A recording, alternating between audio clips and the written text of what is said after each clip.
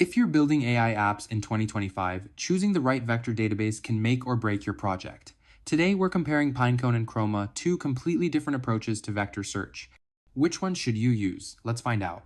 And hey, if this helps you out, smash that like button and subscribe for more AI content. Pinecone is a fully managed, cloud-only vector database.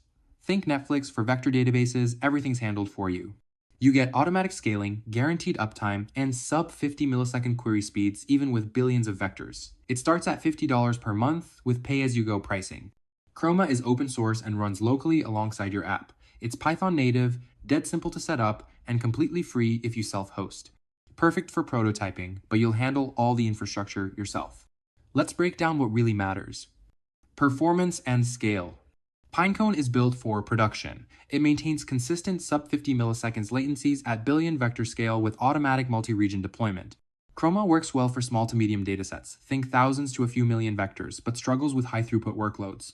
Recent 2025 benchmarks show Chroma's REST-core rewrite delivers 4x faster performance, but it still can't match Pinecone's enterprise-grade speed at massive scale. Deployment and infrastructure. Here's the fundamental difference. Pinecone is cloud-only and fully managed. You cannot self-host it. Zero infrastructure headaches, but you're locked into their platform. Chroma is open source and self-hosted. You run it on your laptop, server, or cloud. Total control, but you're responsible for maintenance, backups, and scaling. Features. Pinecone offers advanced filtering, namespaces for multi-tenancy, and hybrid search combining vectors with keywords. It's SOC2 Type 2 certified with automatic replication and high availability. Chroma provides basic vector storage, metadata filtering, and simple multi-tenancy, but lacks built-in replication or automatic failover. If your server crashes, you lose data unless you've manually configured backups. Cost reality. Chroma is free for self-hosting, making it incredibly cost-effective for smaller projects. Pinecone's $50 monthly minimum seems reasonable, but real-world costs scale with usage, storage, read, write operations, and inference fees add up fast. For high-volume production apps, you could easily hit hundreds or thousands monthly. However, you're paying for reliability and zero operational overhead. Developer experience. Chroma's Python native API is remarkably simple, literally 3 lines to get started. It integrates seamlessly with LangChain and popular ML frameworks. Pinecone also has clean SDKs, but there's more setup involved with API keys and cloud configuration. Here's the bottom line.